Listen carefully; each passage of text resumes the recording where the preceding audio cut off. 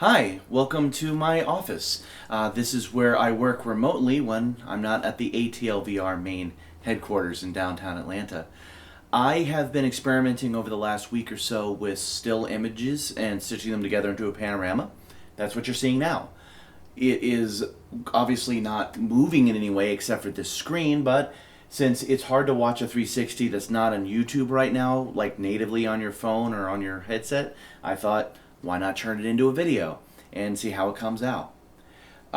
This is where I spend a lot of my time, and I'm kind of proud of it.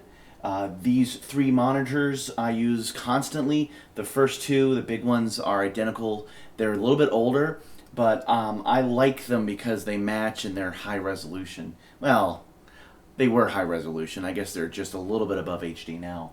This third monitor has a built-in DVD player, a built-in receiver, and is working as a third monitor sometimes, but most of the time I have it running with a Chromecast.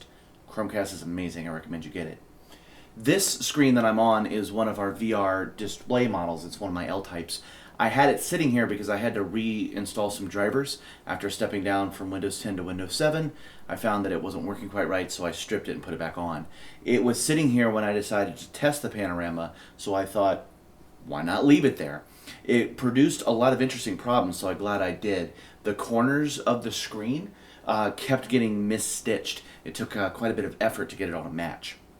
Speaking of, since this is about the panoramas, I want you to take a look around and see if you see any stitching problems. As of this recording, there's only one, and it's right up here in this corner. And I'm about to bring them into Photoshop and fix that one manually, because I just can't get the program to fix it. But other than that, this stitch should be damn near perfect, and I'm really happy about that. It's about 160 different high-res photos on my Canon T3i, by the way.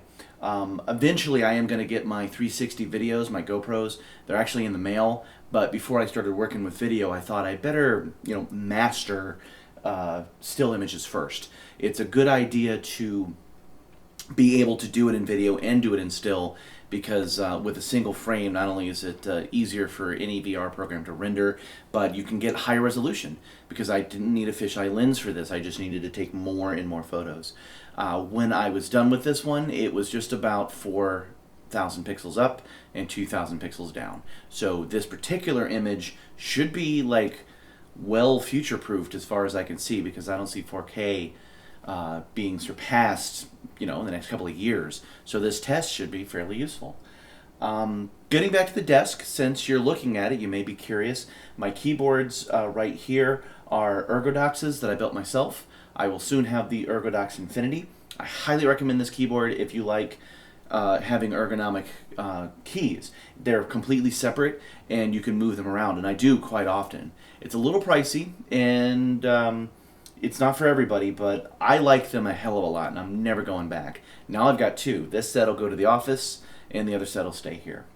Other than that, everything else I think is pretty self-explanatory. If you don't know me at all, you may see over here the VR headset. That's a DK2 with a modification on it to have headphones, and the headphones are Sony noise canceling ones. That's what that red light on the side is for. Next to that is my keyboard arm, which I'm going to grab and see how that looks, since it'll still be there. My keyboard arm, which I use when I'm in virtual reality or doing demonstrations, so that I can put the headset on and look down and program when I need to, or if I'm helping somebody else, I don't have to constantly reach for the keyboard. Over here is Gabby's office. That's my wife. She has two monitors. She's got a pretty beefy PC as well. It's so much smaller than mine, and people often tease me about that, but that was her choice. She likes it to be a little bit more Spartan herself. Do not pay any attention to that kitchen. Don't do it. No, stop it. Stop looking at it. Actually, look on the other side. I've got a clock of unusual size, which is a favorite I got from ThinkGeek. Underneath that is some modified joysticks that I use with Elite Dangerous, and I did build this office chair because all other chairs I had were just not up to snuff, so we ended up building our own. It needs a new cover, I know. That's enough rambling. That should make the video long enough. Again, if you have any questions, put them in the comments below. If you see a stitching issue, let me know, because I don't see it, so it would be good to have other eyeballs on it. That's it. Thanks.